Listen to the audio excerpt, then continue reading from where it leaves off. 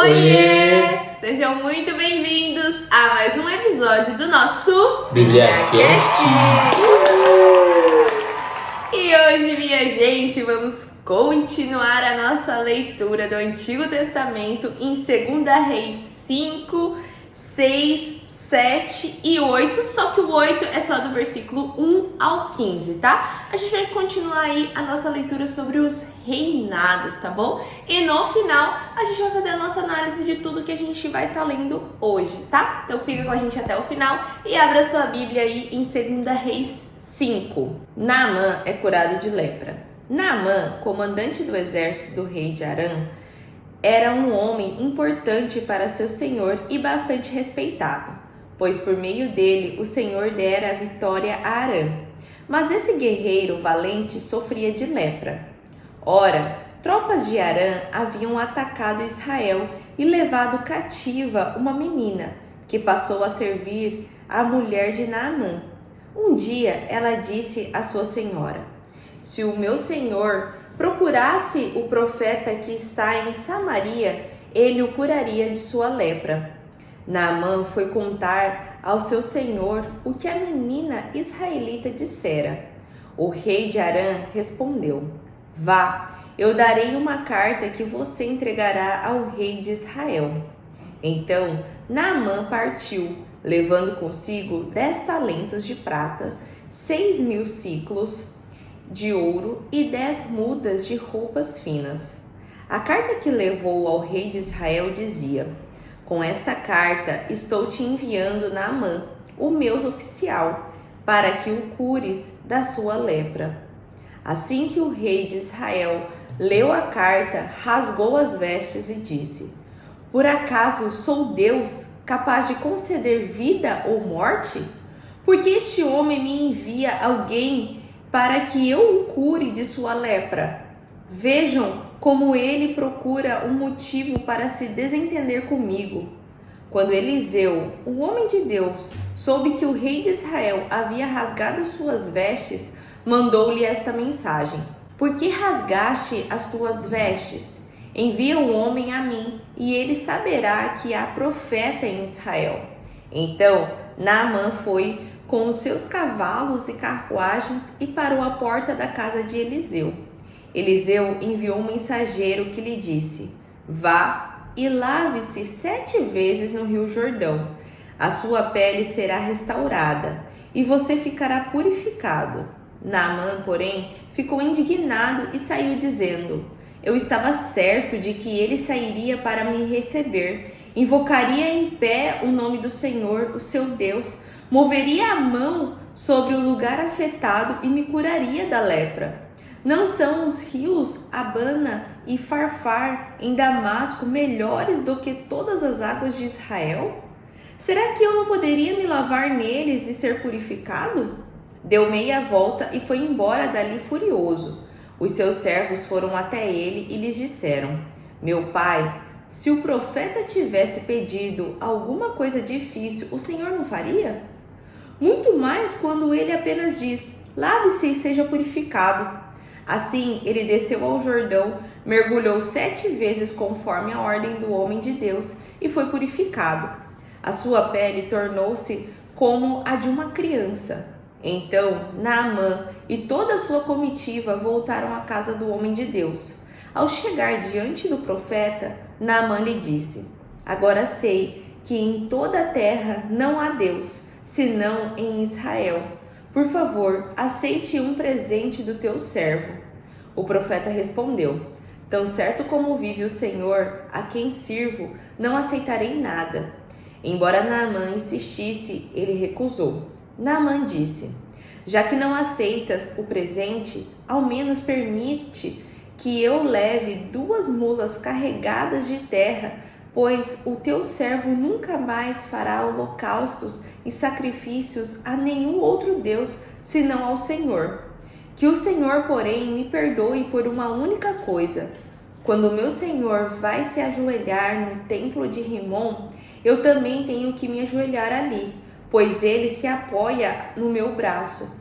Que o Senhor perdoe o teu servo por isso." Eliseu disse: Vá em paz. Quando Naamã já estava a certa distância, Geazi, servo de Eliseu, o homem de Deus, pensou: o meu senhor foi bom demais para Naamã, aquele arameu, não aceitando o que ele lhe ofereceu.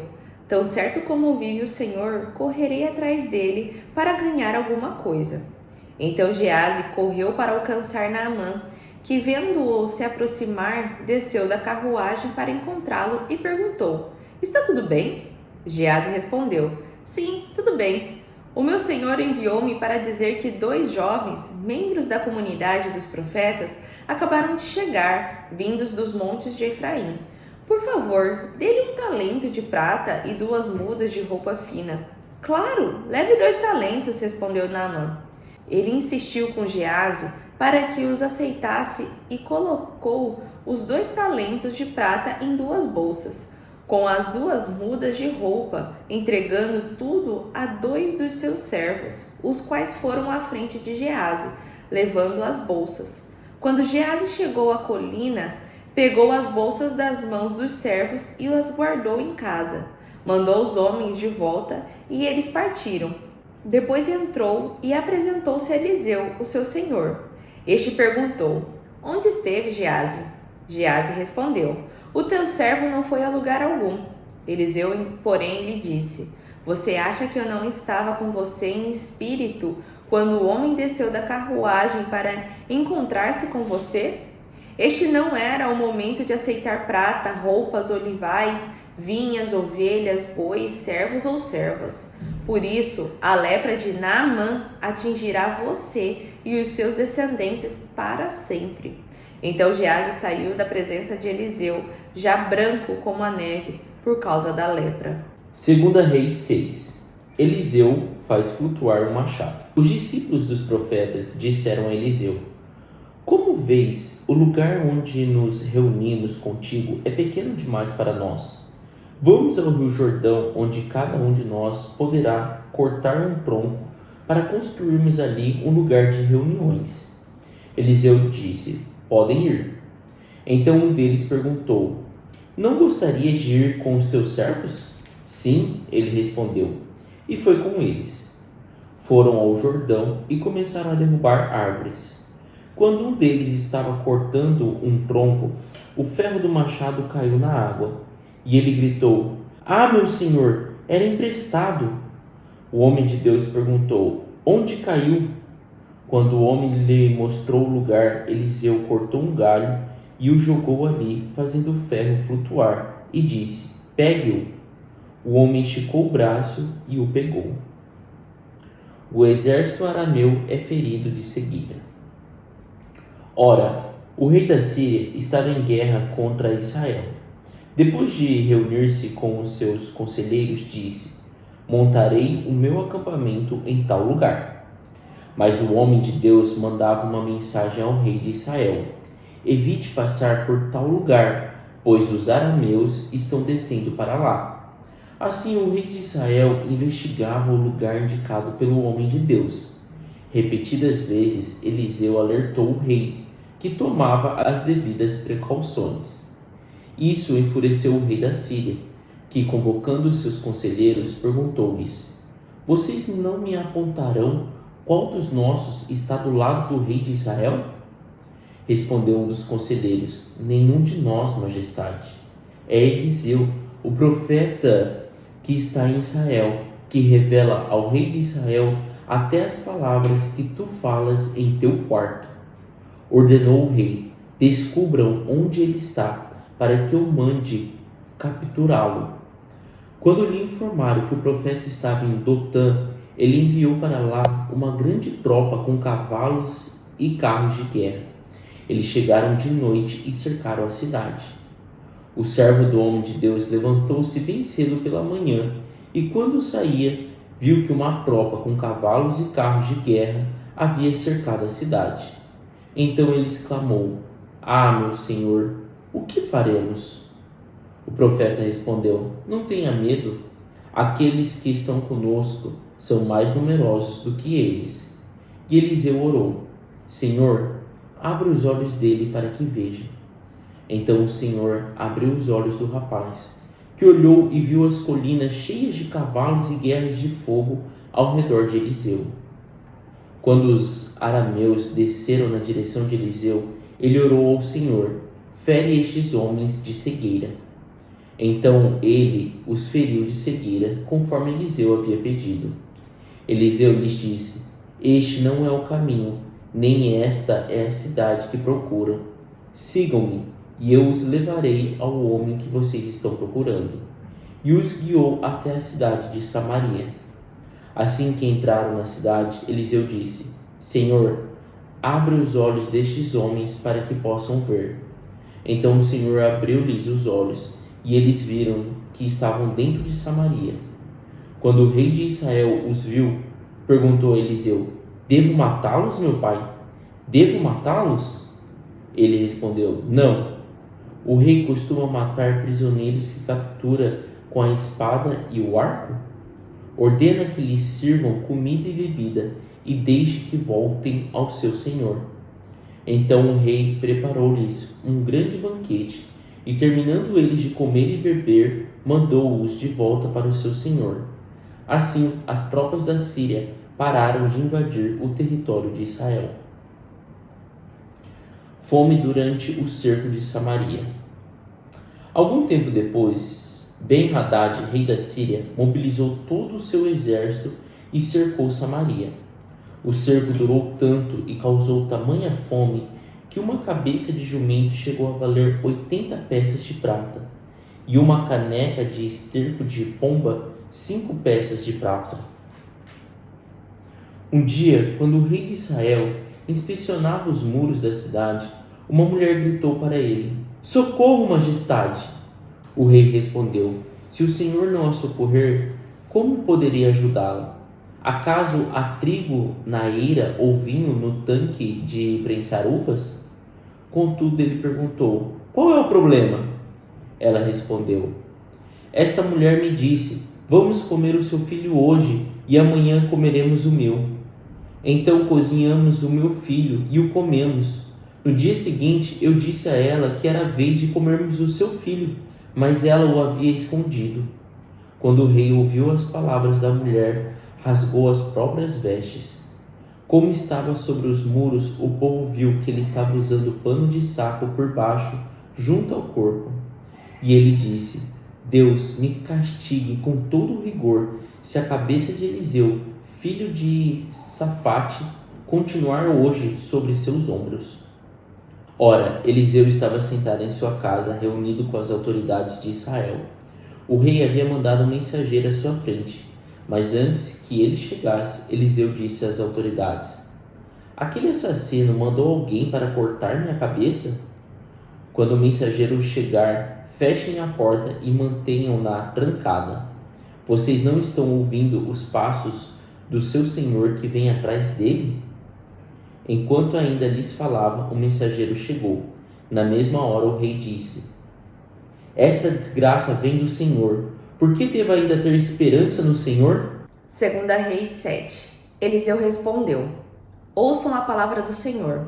Assim diz o Senhor: amanhã, por volta desta hora, na porta de Samaria, tanto um seá de farinha como 2 seás de cevada serão vendidos por 1 siclo de prata.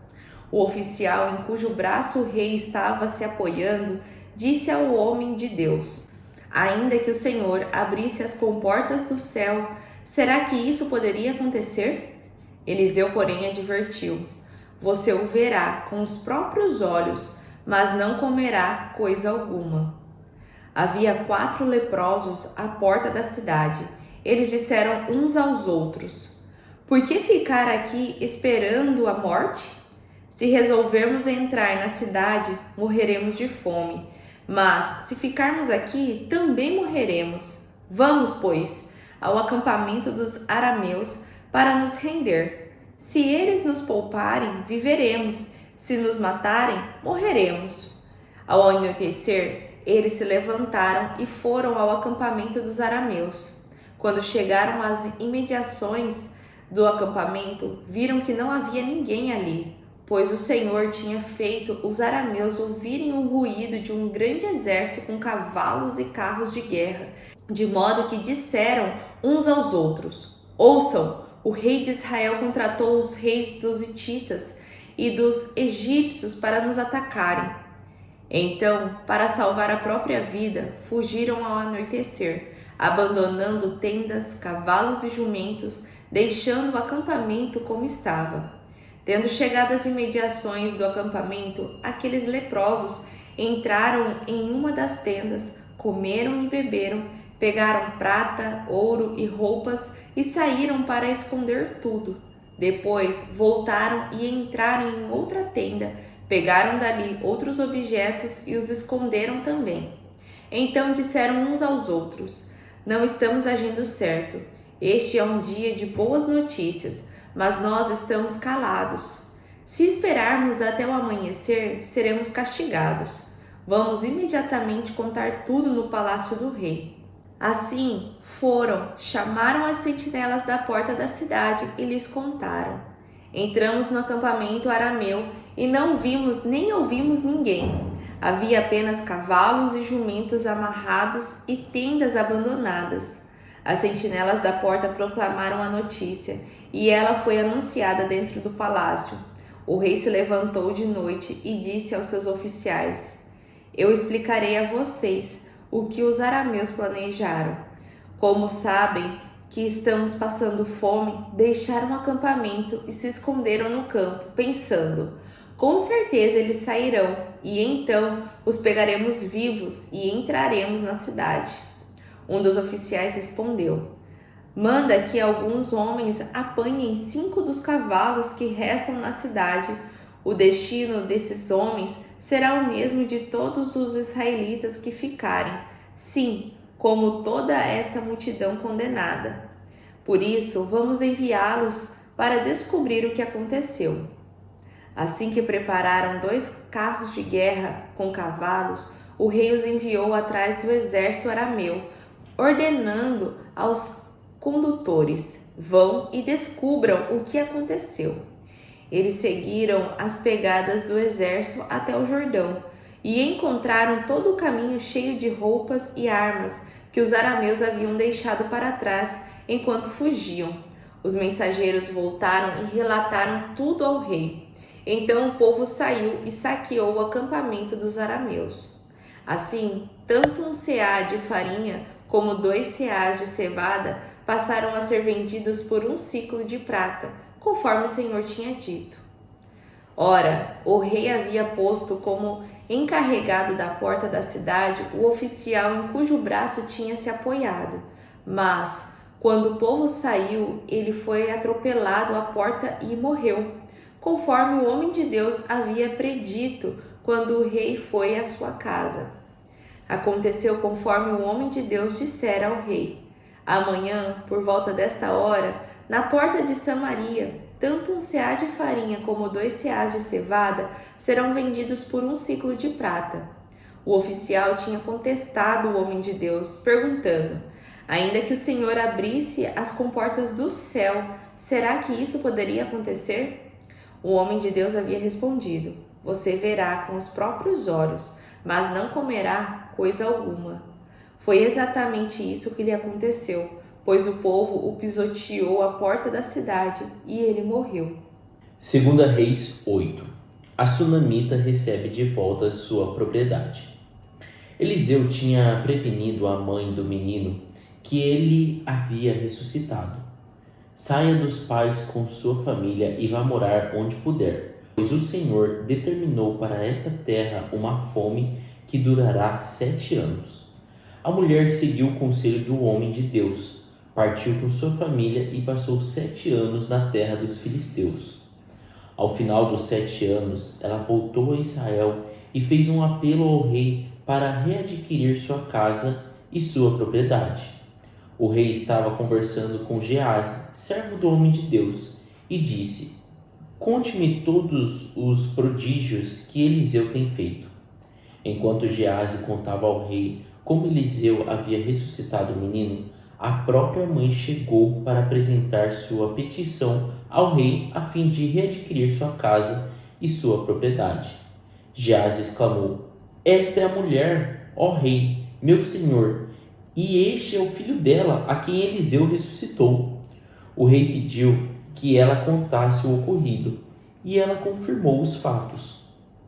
Então ele designou um oficial para cuidar do caso dela e lhe ordenou: devolva tudo o que lhe pertencia, inclusive toda a renda das colheitas, desde que ela saiu do país até hoje. A morte de Ben-Hadad. Certa ocasião, Eliseu foi a Damasco. Ben-Hadad, rei da Síria, estava doente. Quando disseram ao rei: o homem de Deus está na cidade, ele ordenou a Hazael: vá encontrar-se com o homem de Deus e leve-lhe um presente. Consulte o Senhor por meio dele. Pergunte-lhe se vou me recuperar desta doença. Hazael foi encontrar-se com Eliseu, levando consigo de tudo o que havia de melhor em Damasco, um presente carregado por 40 camelos. Ao chegar diante dele, Hazael disse: teu filho, Ben-Hadad, rei da Síria, enviou-me para perguntar se ele vai recuperar-se da sua doença. Eliseu respondeu: vai, diga-lhe, com certeza te recuperarás. No entanto, o Senhor me revelou que de fato ele vai morrer. Eliseu ficou olhando fixamente para Hazael até deixá-lo constrangido. Então o homem de Deus começou a chorar e perguntou a Hazael: por que meu senhor está chorando? Ele respondeu: porque sei das coisas terríveis que você fará aos israelitas. Você incendiará suas fortalezas, matará seus jovens à espada, esmagará as crianças e rasgará o ventre das suas mulheres grávidas. Hazael disse: como poderia teu servo, que não passa de um cão, realizar algo assim? Respondeu Eliseu: o Senhor me mostrou que você se tornará rei da Síria. Então Hazael saiu dali e voltou para seu senhor. Quando Ben-Hadad perguntou: o que Eliseu lhe disse? Hazael respondeu: ele me falou que certamente te recuperarás. Mas no dia seguinte ele apanhou um cobertor, encharcou-o e com ele sufocou o rei até matá-lo. E assim Hazael foi o seu sucessor. E assim nós terminamos a nossa leitura de hoje. A leitura dos reinados problemáticos aí, né, minha gente? Isso mesmo. E a gente começou ali então em 2 Reis 5, né, falando sobre a lepra de Naamã. Exatamente, ali a gente viu algo, né, que fez as pessoas, fez Naamã ali confiar, né, no que a menina tinha dito, foi lá, pediu ao rei dele para que permitisse ir até Eliseu, né, para ser curado. Só que Naamã agiu assim como qualquer outra pessoa também, assim, um pouco descrente, né? Quando fala que vai ser curado, as pessoas acham que vai ser assim algo, nossa, sobrenatural, né? Igual ele falou lá. Pô, eu achei que ele ia levantar, invocar o Senhor dele, ia passar a mão na minha ferida, tudo. E Eliseu nem saiu, bem dizer, só falou pra ele ir se lavar 7 vezes. E só que ele tava junto de alguém sábio junto dele, né? Que falou assim: olha, se fosse algo difícil para você fazer, você iria fazer, não iria? E agora, algo simples, por que você não vai e faz? E aí ele foi e fez, né? Se lavou no Jordão ali e foi curado, aquebrantando ali toda a história, a instigação que ele tinha criado, né? E ali mostra como o Senhor age, né? O Senhor age de várias maneiras. Ele não tem um ritual, ele não precisa disso, né? Ele precisa de que você creia. E ali ele fez a cura em Naamã, né? E Eliseu não desejou pegar nada dele. Mas, e só antes de continuar, né? Já entendeu o rumo que tá indo aí. Mas pra gente explicar também o contexto que se passa toda essa história, né? É legal da gente observar isso. Que Naamã, ele começa ali, né, no capítulo 5 falando: Naamã era um comandante do exército do rei da Síria. E a gente já viu nos episódios anteriores e vimos em toda a leitura de hoje que havia uma guerra, um conflito entre Síria e Israel. Então, assim, uma bênção ser entregue para um comandante do exército da Síria era algo totalmente, assim, fora de contexto. Nunca, né, o povo pensava assim, nunca que uma pessoa da Síria ali poderia receber uma bênção, né, que vinha de Deus, porque Deus estava com os israelitas. Então, assim, é legal da gente ver, primeiro de tudo, que Naamã confiava muito nesse homem de Deus. Porque ele estava em conflito, né? Então, tipo assim, ali Naamã pede para o rei para que ele vá até esse profeta, né, de Eliseu, né? E você vê que de tal forma assim que o rei da Síria escreve uma carta para o rei de Israel falando que Naamã está indo encontrar esse homem querendo a cura. E o rei de Israel inclusive fala assim: "Ah, pronto, mais uma desculpa, né, que Tá me afrontando. tá me afrontando. Isso aqui é uma coisa ridícula. Ele tá aqui achando uma desculpa para me afrontar." Provavelmente, né, esse Naamã está vindo aqui com os comandantes dele, né, para ver o nosso território e para guerrear. Então a gente vê o contexto da história, né, que se passa. Era guerra entre Síria e Israel. Só que ali, né, quando o rei já fica indignado com essa vinda de Naamã, né, e Naamã ali indo puro de coração, querendo encontrar esse homem de Deus que era Eliseu, Eliseu fica sabendo da reação do rei de Israel e fala: "Não, mande direto para minha casa, porque eles vão saber que existe Deus em Israel", né? E que daí acontece isso, né, que a Sayuri comentou, de então Naamã vai direto para a casa de Eliseu, né? E chega lá, Eliseu fala, né, no rio, e a gente legal de entender por que Eliseu fala isso, né? De certa forma a gente via que Naamã e o povo da Síria, ele adoravam os deuses, né? Ele fala aqui até depois de uma parte aqui que Naamã pede desculpa, né? Pede perdão, porque o povo da Síria era muito idólatra. Então, assim, Naamã foi ali esperando assim que Eliseu fosse, vamos dizer assim, ia ser uma nova imagem da qual Naamã ia adorar, né?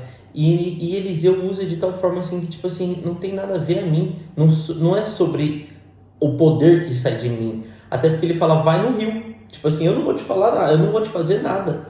O poder está com Deus, e de tal forma que você vai ver que é um rio. E nesse caso, né, era o Rio Jordão, que é um rio muito famoso, né? A gente já ouviu outras vezes falando sobre esse Rio Jordão. E que até Naamã fala assim: "Ah, tá de brincadeira, né? O Rio Jordão, existem, né, na Síria rios muito mais puros do que o Rio Jordão. Por que eu vou ter que me mergulhar no Rio Jordão?" Então dá pra gente ter a noção de que, assim, era totalmente desconstruindo qualquer imagem que Naamã teria na cabeça. Naamã teria na cabeça. Que primeiro, como exemplos dos reis dele, como exemplo dos deuses deles, deuses né? deles. Exatamente. Porque ele pensou assim: primeiro vai ser Eliseu que vai me dar cura. Daí não foi Eliseu. Daí depois Eliseu mandou ir num rio que era totalmente, tipo, impuro. Era um rio que não tinha nada de sujo, né? Sujo. Então, tipo, é legal da gente entender esse contexto que se passa, né? Essa leitura. Exatamente. E aí depois, né, ele sai dali, sai curado, tanto é que ele pede, né, para levar um pouco de terra dali. Ele fala assim: "Olha, eu não quero mais adorar nenhum outro deus. Eu vou fazer agora todos os meus holocaustos e sacrifícios para o do Senhor, sabe?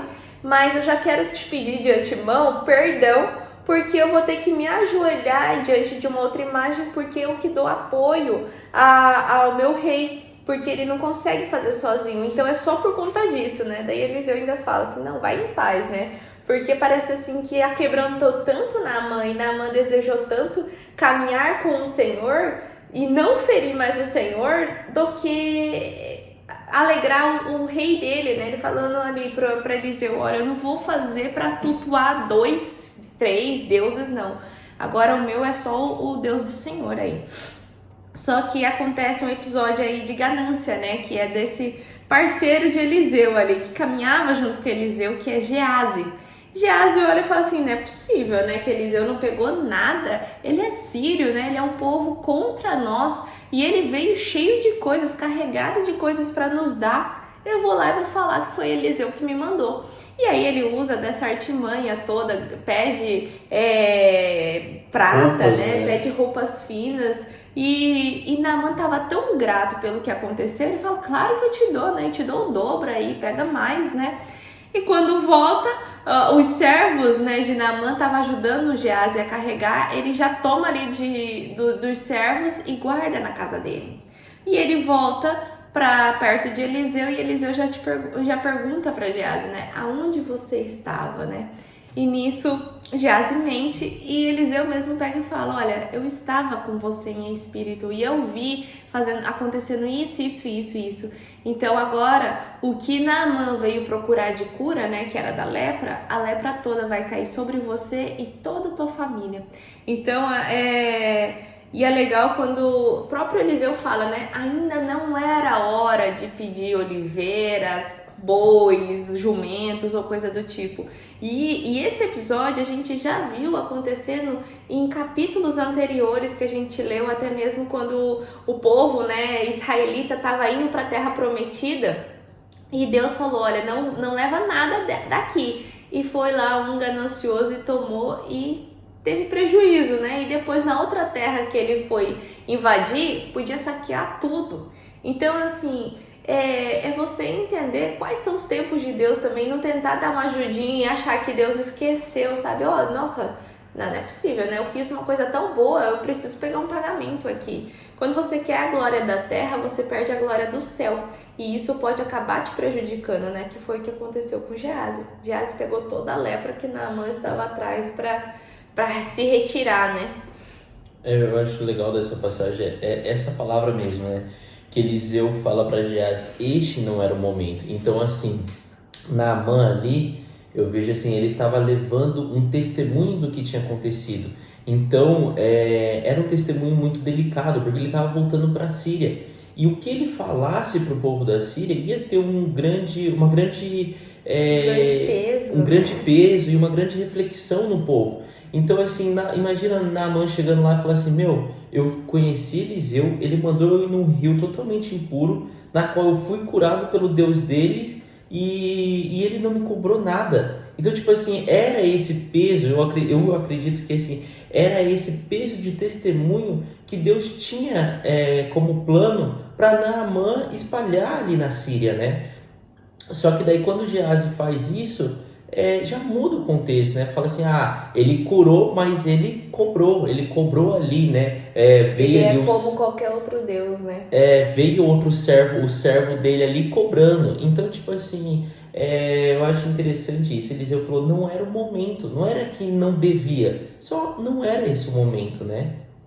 E logo depois a gente vai ali para 2 Reis 6, na qual conta ali um trecho de mais ali, vamos dizer assim, mais um milagre, né, que Eliseu opera. Então, assim, a gente já leu aí em episódios anteriores sobre Elias, né, e agora a gente está lendo sobre Eliseu, e aqui conta um trecho muito, muito bacana, que é do versículo 1 ali ao versículo 7, que fala que eles estão ali cortando madeira para construir um templo maior para eles, e que o machado cai no rio, e cai no Rio Jordão, né?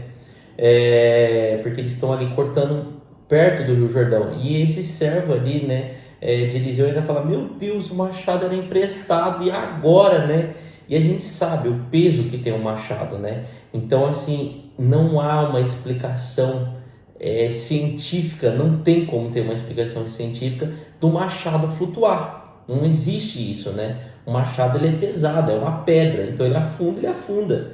E ali então mostra, né, mais aí um fato aí de Deus operando através de Eliseu em mais um milagre, na qual ele joga um galho e simplesmente o machado flutui, e o servo vai lá e pega o machado e recupera o machado. Então, assim, eu acho legal que mostra que Deus ele opera em tanto assim, em grandes coisas, né? como em pequenas coisas, né? Era simplesmente um machado que era emprestado e ele flutuou e pronto, achou o machado, né? E daí depois a gente vai ali pro versículo 8, que conta ali do versículo 8 até o 22 sobre o exército, né, da Síria que é ferido com cegueira. Então ele começa falando ali que o rei da Síria estava em guerra contra Israel. Há aí uns estudos que acreditam que era o próprio Ben-Hadad, aquele mesmo que a gente leu lá no capítulo 5, que manda, né, o Naamã ir lá para ser curado. Continua ali sendo o mesmo rei, mas parece que as relações ali com Israel foram se complicando e ele declara guerra então contra Israel. E daí eles vão de acampamento em acampamento, chegando perto, né, ali de Israel para guerrear contra Israel. Então eles vão indo. Só que o tempo inteiro Eliseu fala para o rei de Israel onde o povo está. E vai falando, ó, cuidado, não passe por tal lugar, porque os sírios estão ali, né? E vai para outro canto, e vai para outro canto. E daí, de repente, o rei da Síria fala, meu, alguém está me traindo. Alguém dentro do meu exército está me traindo. Eu quero saber quem que é. E o próprio exército fala para ele, né? Fala assim, não, ninguém está te traindo. É Eliseu, o servo de Deus, que fala para o rei de Israel onde você passa. E ele fala, não é possível, vamos atrás desse homem então. Eu quero capturar esse homem, porque eu quero matar o rei de Israel e ele já não deixa eu matar o rei de Israel, então eu vou capturar ele. E daí acontece então que ele manda um exército, né, para a casa de Eliseu. E daí fala, né, aqui na escritura que cercam ali a cidade onde a casa de Eliseu, até fala ali até no versículo 15, né, ó, o servo do homem de Deus levantou-se bem cedo pela manhã e quando saía viu que uma tropa com cavalos e carros de guerra havia cercado a cidade, né? Então viu ali que tava todo mundo atrás dele. E conta até que o servo ali do profeta, vamos dizer assim, um ajudante ali, né, de Eliseu, viu aqueles homens todos e falou assim, meu Deus, né, acabou, a gente tá frito, né, já era. E daí Eliseu olha e fala assim, Senhor, abre os olhos dele para que ele veja. E então mostra que esse rapaz, né, fala assim, os olhos do rapaz foram abertos e ele viu as colinas cheias de cavalos e carros de fogo ao redor de Eliseu. Então assim, e daí ali fala, né, que Eliseu então respondeu para ele, não tenha medo, aqueles que estão conosco são mais numerosos do que eles, né? Então fique tranquilo. E o rapaz viu esses cavalos, né? Fala ali que viu as colinas cheias de cavalos e carros de fogo ao redor de Eliseu. E os arameus descem, né? O exército da Síria desce em direção a Eliseu para capturar Eliseu. E Eliseu ora, falando assim, faça desses homens cegos, né? E assim acontece. O exército ali da Síria fica cego. E daí conta então que Eliseu direciona o exército para ir até o rei de Israel. E fala, né? O homem, né? E fala aqui, ó. Eliseu lhes disse, no versículo 19: este não é o caminho, nem esta é a cidade que procuram. Sigam-me, e eu os levarei ao homem que vocês estão procurando. E os guiou até a cidade de Samaria, aonde ficava o rei de Israel, né? Então os homens ali estão cegos, né? Estão totalmente vulneráveis, não estão entendendo nada e levam. E quando chega ali, né, ao rei de Israel, o rei de Israel pergunta, eu devo matá-los? E daí Eliseu fala, por que você deve matar? Você mata seus prisioneiros? E fala, não, né? Nunca quando a gente mata na guerra, mas os prisioneiros a gente não mata. E Eliseu fala, serve, né? Sirva a eles, dê água e comida a eles. E fala ali então que o rei fez um banquete para eles, né? E eles beberam e comeram e libertou eles. Então, tipo assim, você imagina assim, aquela velha história, né? Se você não pode com o inimigo, junte-se a ele, né? O que aqui, tipo, Deus mostrou? Dê comida e sirva bem o exército inimigo. O que o exército inimigo fala? Que terminou isso, fala assim, ó, no final do versículo 22, fala assim, assim as tropas da Síria pararam de invadir o território de Israel. As tropas, tipo assim, o rei podia até querer invadir Israel, mas o exército falou, não, o cara deu comida e bebida pra gente, o cara tratou a gente super bem lá, por que a gente vai guerrear com ele? Então assim, cortou totalmente a rixa, vai totalmente contramão, né, do que geralmente acontece. Mas imagina como o exército ali, né, como que aqueles soldados da Síria se sentiram tipo honrados e tipo se alegraram com a recepção que Israel deu para eles, né? E assim que termina essa parte ali, né, e começa falando sobre uma fome que teve em Samaria. Que daí ele viu que o povo não ia guerrear, né? O que ele falou? Então vamos sitiar Samaria. Aí o povo não vai poder sair e vai haver fome ali, porque daí eles vão comprar comida da onde? Vai pegar alimento de onde, né? Sendo que eles vão estar encurralados ali, né? E aconteceu que uma cabeça de jumento estava sendo vendida a 80 peças de prata. Então estava sendo muito caro. Então, a gente vê, né, que Israel estava passando ali, né, a Samaria em si estava passando ali por uma situação de fome crítica, e muito crítica, né, ao ponto ali de comer os próprios filhos. E daí a gente vê então que o rei de Israel, né, ele joga toda a culpa a Eliseu. E isso é muito comum de nós, né? A gente precisa achar um culpado.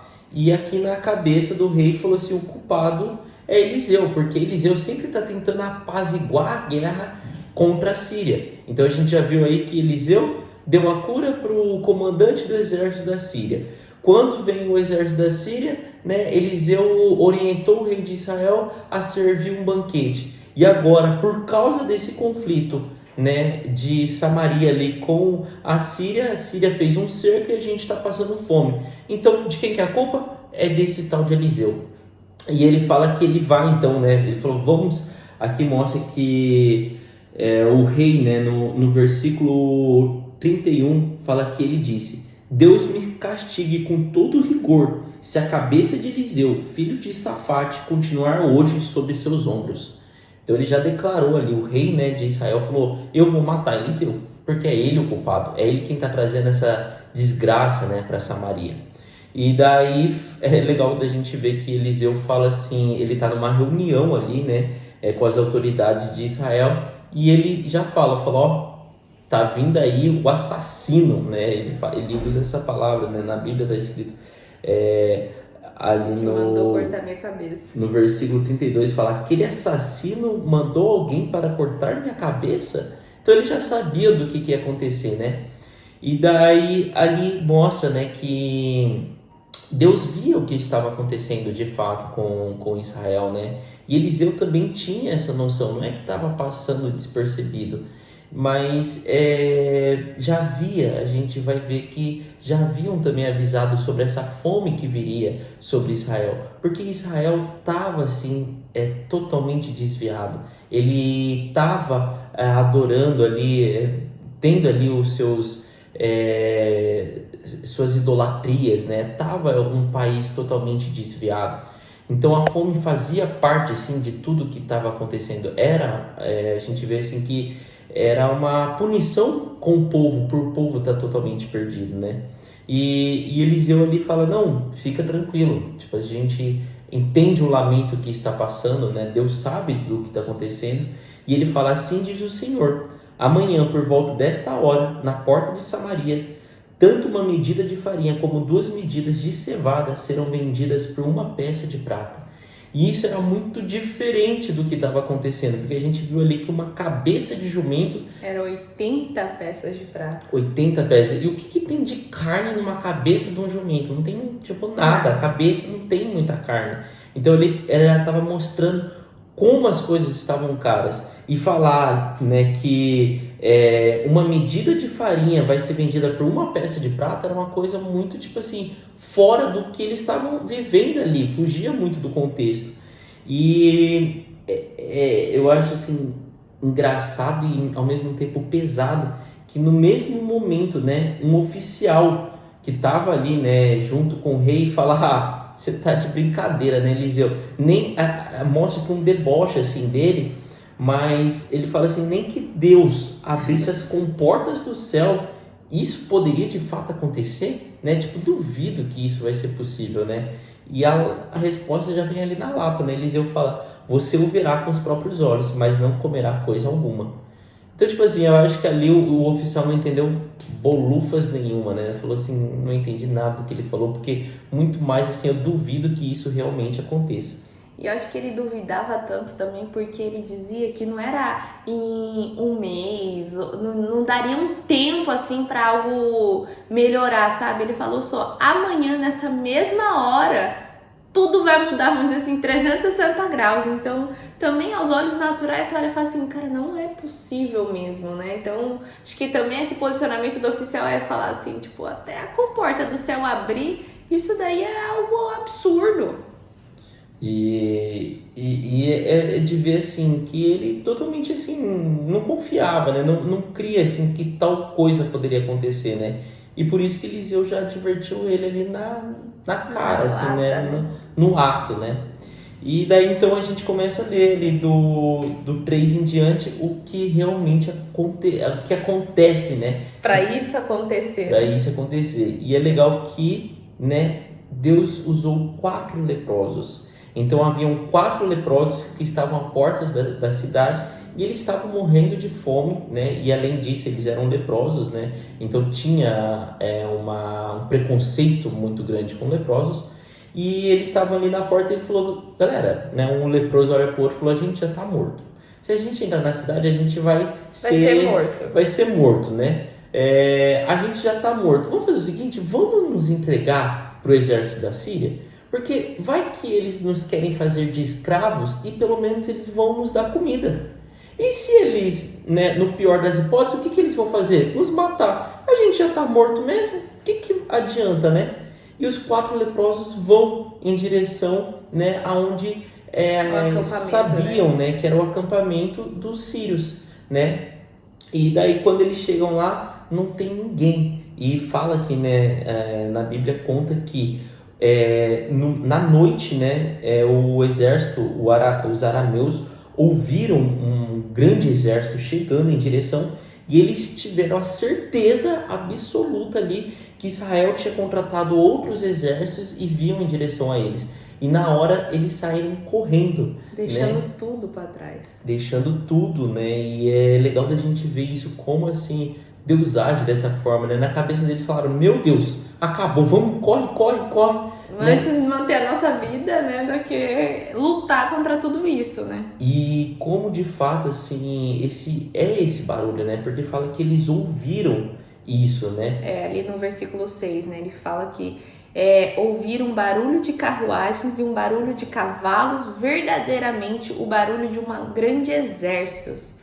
Então, foi como Deus agiu para que eles fossem embora, deixassem um acampamento lotado de comida, de vestimentas, de prata, de ouro, para que daí o povo de Samaria fosse lá e se benfeitoriasse, né, de tudo isso. E quem foi dar o alarde foi leprosos, pessoas que eram, por conta da sua lepra, né, excluídos do povo para poder não passar, né, não disseminar a doença ali entre a população. Porém, o rei, né, da Samaria ali, né? E é legal a gente ver que, assim, que os leprosos, ao chegarem lá, né, eles vê tudo aquilo e falam assim, cara, eu não acredito. E eles começam, né, fala que eles guardam um pouco, mas logo depois eles falam, isso que a gente está fazendo não está certo, né? Fala ali no versículo 9. Então disseram uns aos outros, não estamos agindo certo. Este é um dia de boas notícias e não podemos ficar calados, né? Às vezes, assim, eu acho que outro tipo de pessoa, né? Se fosse uma pessoa talvez já com uma outra mentalidade, né? Já pensava assim, não, vamos guardar isso, vamos vender, vamos fazer. Mas na verdade os leprosos, eles sabiam ali como era difícil você comer, né? Como era.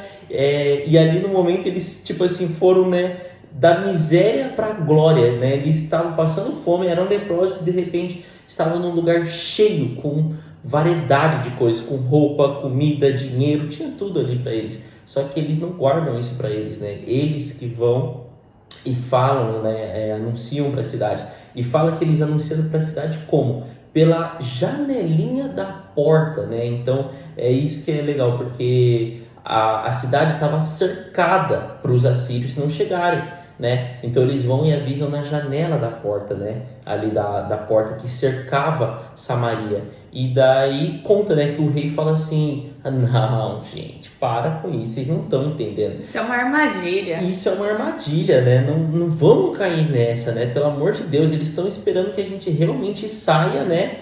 E peguem a gente, porque daí a gente vai abrir os portões, né? Daqui, e daí vão pegar a gente, né? E daí que ele manda, então, né? Fala que ele mandou ali 2 carros de guerra, né? No versículo 14 fala, assim prepararam 2 carros de guerra com seus cavalos e o rei enviou. E eles foram, né? Esses soldados foram na batida do povo e falou assim: olha, realmente eles atravessaram o Rio Jordão e foram embora. E então conta, né, aí já no final que esses soldados voltam e falam para o rei: ó, de fato os arameus, né, os sírios ali fugiram. E daí ele fala, então, né, abre os portões e fala, tipo, povo, vai, né, é tudo de vocês, né. E o que acontece? A profecia já dita, né? Exatamente.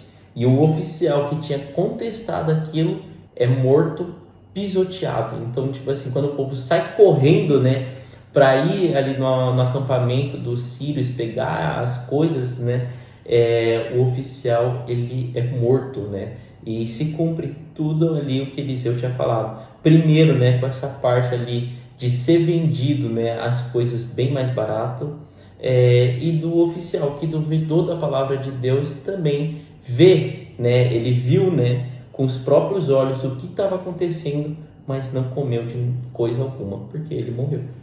E a gente vê ali, então depois a gente vai para o capítulo 8, né? E que conta ali, que lembra, na verdade, a gente sobre essa história de Eliseu, que Eliseu, ele ressuscitou o filho de uma sunamita. Eu não sei se vocês lembram muito dessa história, porque a gente já leu um tempo atrás, que era uma sunamita que tinha feito um quarto para sempre que Eliseu passasse ali na cidade, dormisse lá. E ela sempre buscou agradar Eliseu, e daí Eliseu sempre queria dar uma retribuição para ela, só que ela falava: Eliseu, eu tenho tudo, eu não preciso de nada. E até o ajudante de Eliseu fala: olha, essa mulher queria muito ter um filho. E daí acontece então dela ter um filho. Eliseu ali fala para ela, né, nesse mesma época do próximo ano você terá uma criança nos seus braços. E ela fala: pelo amor de Deus, Eliseu, não brinca com isso, né? E daí ela tem um filho, só que o filho morre. E ela, mesmo assim que o filho morre, ela não desconfia e ela não acredita na morte do filho. Ela vai atrás de Eliseu sem alarmar para ninguém que o filho dela tinha morrido. E daí Eliseu vai e fala, né, seu filho já ressuscitou, tal. E acontece isso. E Eliseu fala para ela também, a gente vê lá naquela época, e aqui toma só essa parte aqui do contexto, que fala que Eliseu alertou ela sobre uma fome que viria sobre Israel. Então essa mulher, ela sai de Israel e vai para a terra dos filisteus. Depois, né, que tudo acontece ali, ela vai para a terra dos filisteus e fala, né, aqui, ó: a mulher seguiu o conselho do homem de Deus, partiu com sua família e passou 7 anos na terra dos filisteus. Então, ao final desses 7 anos, ela volta, né? E é o que a gente fala assim, o do nada de Deus, né? Eu acho isso incrível. O que acontece? Geazi, que era, né, ajudante ali de Eliseu, servo de Eliseu, estava conversando com o rei num dia normal, belo e maravilhoso, contando sobre tudo que Eliseu, né, tinha feito. Então fala ali, o rei estava conversando com Geazi, no versículo 4, servo do homem de Deus, que era Eliseu, e disse: conte-me todos os prodígios que Eliseu tem feito.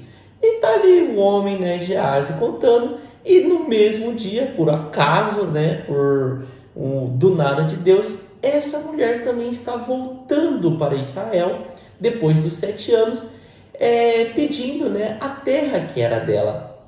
E ela chega ali para pedir e tá ali Geazi conversando e contando, inclusive, sobre a história dela. E daí Geazi olha para ela e fala assim: ali, rei, é essa mulher, e esse filho aí, ó, o filho que está do lado dela é o menino que Eliseu ressuscitou. E daí fala: caraca, né, tá aí, não é só uma história, tá a prova viva do seu lado, né, você pode ver. Então é legal da gente ver isso, né, de falar assim: caramba, que legal. E fala que, então o rei fala até para essa mulher, tipo assim, vá, né, e fala para aquele, designou um oficial e fala: cuide das coisas dessa mulher, porque realmente ela foi usada aí por Deus, ela saiu, eu sei agora da história dela, que é muito mais, né, uma história muito mais, vamos dizer assim, impressionante do que realmente uma mulher que saiu e voltou. Teve todo um contexto ali com essa mulher. Fala assim: vá e devolva tudo que lhe pertencia, inclusive toda a renda das colheitas, desde que ela saiu do país até hoje. Ou seja, gente, essa mulher ficou 7 anos e o rei ordenou que ainda dela ganhar o que era dela, né, dela ter de volta o que é dela, a renda das colheitas que foram feitas na terra dela, ela terá durante esses 7 anos, era para pagar ela, né? Então eu acho isso muito bacana da gente entender e ver, né? É os do nada de Deus e os agir de Deus, né, na vida das pessoas. E depois a gente vem ali sobre o Ben-Hadad, né, aquele rei lá que estava sitiando a Samaria, e agora esse rei está doente. Esse foi o mesmo rei lá que permitiu que Naamã fosse até Eliseu. E agora ele descobre, né, que Eliseu estava em Damasco. Ele manda um oficial ali para saber, para consultar o senhor dele e saber se ele ia ser curado, se não, né? E aí Azael foi lá, né, falar com Eliseu sobre a doença, né, do seu rei lá, Ben-Hadad. E aí Eliseu fala para Azael, né, sim, ele vai melhorar, porém ele vai morrer. Só que logo Eliseu fica calado e começa a chorar, né? E aí Azael vai e pergunta, né? Por que chora, meu senhor? Lá no versículo 12 do capítulo 8. Por que chora, meu senhor? E ele respondeu: como sei o mal que farás aos filhos de Israel, colocarás fogo às suas fortalezas e matarás os seus moços à espada, despedaçarás os seus filhos e racharás suas mulheres grávidas. Então era assim, Eliseu teve uma visão, né, sobre o novo rei ali que ia pegar a Síria, né? E aí ele começou a chorar, porque Israel seria de novo, né, massacrada ali e tudo mais. E falou isso para Azael, né? E falou que isso seria ele que iria fazer. E Azael, quando volta, né, para Ben-Hadad e vê ali Ben-Hadad bem ruim, ele vai contar o que aconteceu e falou, não, vai ficar tudo bem. Porém, ele vai e molha um pano e sufoca Ben-Hadad e já mata Ben-Hadad, assumindo aí o trono, né? Lembrando que Azael não era nada, era só um comandante ali, né, de Ben-Hadad. E logo ele assume o trono e Eliseu já teve essa visão, né? E é isso que a gente vai ver nos próximos episódios. E na verdade a gente vê que essa visão foi Elias que teve lá em 1 Reis 19. Então lá em 1 Reis 19, antes de Eliseu, Elias já tinha falado, né? Ele já tinha ungido Azael como rei da Síria.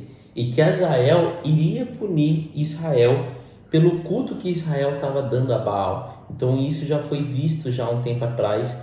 E Azael, igual a gente vê aqui mesmo na fala de Azael, ele fala, né? Azael diz: como poderia teu servo que não passa de um cão realizar algo dessa forma? Então Azael sabia que ele era insignificante assim, né? Que ele como que eu vou ser rei? Como que eu vou fazer tanta coisa ruim assim, né? Só que ele faz parte também do plano. Faz parte também do plano e mostra, né, que Eliseu sofreu ao encarar, fala ali, né, que Eliseu ficou olhando fixamente para Azael até deixá-lo constrangido e ele começa a chorar. Então ele olha e tem essa visão, né, do que Azael vai fazer com o povo de Israel e realmente entristece em saber do que vai acontecer, né?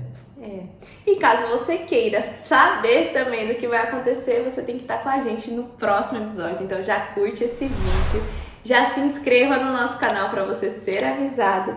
E no episódio que vem a gente vai falar mais sobre esse novo reinado, né? Porque lembrando, Ben-Hadad já morreu, foi morto aí por Azael, e Azael vai reinar agora, cumprindo a profecia aí de Elias, passada também por Eliseu, tá bom? Então, nos vemos no próximo episódio, gente. Um beijo e tchau! Tchau! Oiê! Parabéns! Você concluiu mais um episódio do nosso Bíblia Cast. Aqui do lado eu já deixei o quê? O nosso canal para você estar se inscrevendo e aqui abaixo o sininho para você já deixar ativado e ser notificado sempre quando a gente lançar o próximo episódio. E o próximo episódio já tá aqui também para você estar assistindo e crescendo cada vez mais espiritualmente, viu? Então vai lá, já clica aqui e já assista o próximo episódio. Nos vemos! Tchau!